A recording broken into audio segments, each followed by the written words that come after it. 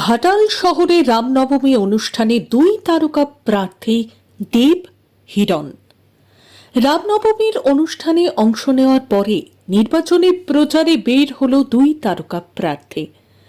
একদিকে ঘাটাল লোকসভা কেন্দ্রের তৃণমূল প্রার্থী দীপক অধিকারী ওরফে দেব, অপরদিকে ঘাটাল লোকসভা কেন্দ্রের বিজেপি প্রার্থী হিরণময় চট্টোপাধ্যায়। আজ ঘাটালের কুশপাতা এলাকায় রাম মন্দিরে পুজো দিয়ে রামনবমীর অনুষ্ঠানে অংশ নেওয়ার পর প্রচার শুরু করেন দীপক অধিকারী। অপরদিকে ঘাটালের পাঁশকুড়া বাসস্ট্যান্ড এলাকায় রামনবমীর অনুষ্ঠানে যোগ দিলেন ঘাটালের বিজেপি প্রার্থী হিরণময় চট্টোপাধ্যায়। এদিন হিরণময় চট্টোপাধ্যায় সংবাদ মাধ্যমের সামনে প্রতিক্রিয়া দিতে গিয়ে দেবের ফাটা জিন্স পরে ঈদের অনুষ্ঠানে অংশ নিয়েছেন বলেও কটাক্ষ করেন। এমনকি দেব সন্দেশখালি যায়নি বলেও দেবকে কটাক্ষ করেন। এদিন হিরণ বলেন, তৃণমূল ধর্ম নিয়ে রাজনীতি করছে।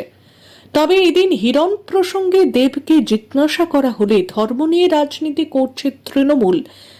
হিরণের এই কথা শুনলে হাসেন দেব। শেষে বললেন, জয় শ্রীরাম। পশ্চিম মেদিনীপুর থেকে শান্তনু বর্ধনের রিপোর্ট, সুপারফাস্ট বাংলা। যিনি আপনাদেরকে বলেছেন যে ধর্ম নিয়ে রাজনীতি করে না, যিনি উন্নয়ন নিয়ে রাজনীতি করে, তাকে বলবো যে তার নেত্রী নিয়ে রাজনীতি করে পশ্চিমবঙ্গে এখন অব্দি টিকে আছে।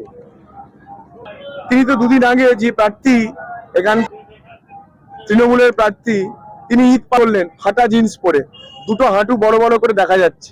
ইসলাম ভাই বোনদেরকে জিজ্ঞেস করবো যে আপনারা কি ঈদ এরম ভাবে ফাটা জিন্স পরে করেন? এই যে ভাইরা বলেন তাহলে খুব ভালো হয়, আমিও জানবো। একটা আমাদের মন্দিরে তো এরকম ফাটা জিন্স পরে কেউ দিতে দেখিনি আজও। মানে কেউ যদি ঠাকুরের পুজো করে এরকম জিন্স পরে আমাদের মন্দিরে মনে হয় অ্যালাউ নয়। সম্ভবত আমরা এরকম অ্যালাউ করি না, আমি তো করবোই না। তো সেই জন্য তিনি যেমন ওখানে ইভেন্ট করছেন ফাটা জিন্স পরে, আজকে যাই না ও কোচ পরে আজকে যাবেন। আজকে তো সকাল থেকে রামনবমী, মাথায় তিলক টিলক লাগিয়ে আজকে রামনবমী পালন। তো ফলে এরা কোনো ধর্মেরই নয়, এরা রাজনীতির জন্য ধর্মকে চুজ করে। এরা রাজনীতির জন্য ধর্মর বদলে দেয়।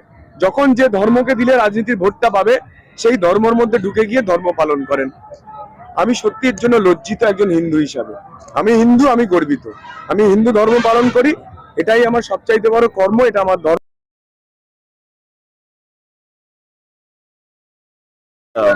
যে কোনো শুরুতে ঠাকুরের আশীর্বাদ, ভগবানের আশীর্বাদ এবং ভক্তদের সঙ্গে মেলামেশা ডেফিনেটলি একটা ইন্সপিরেশন, একটা মোটিভেশন দেয়। এবং যদি রামনবমী নিয়ে বলো তো আমি একটাই কথা বলবো যে বাংলার কালচারের মধ্যে যেটা আমরা সবসময় বলি 12 মাসে 13 পার্বণ। মানে কিছুদিন বিশালক্ষী মায়ের চলছে, বাসন্তী পুজো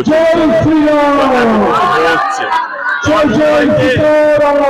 যে কোনো ধর্ম শান্তির বার্তা শেখায়, যে কোনো ধর্ম সবাইকে নিয়ে চলা শেখায়, যে কোনো ধর্ম মানুষকে বাঁচিয়ে রাখা শেখায়। এবং আমি সেই ধর্মকে বিশ্বাস করি এবং আমি এটাও বলবো যে আমি ঠাকুরে বিশ্বাসী। এবং আমার কোথাও রাম ঠাকুর হোক বা যে কোনো আমার এই একটা শক্তি আছে, একটা শক্তি, সেটার উপর পুরোপুরি বিশ্বাস আছে এবং আমি ঠাকুরকে মানিও।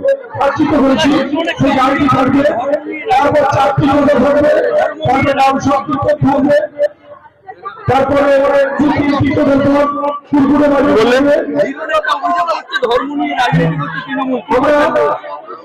আমাদের জনপ্রিয় অভিনেতা আমাদের কনসাসের অনুরোধ করি একটু সুযোগ করলে আমরা ওনাকে বরণ করে দেব।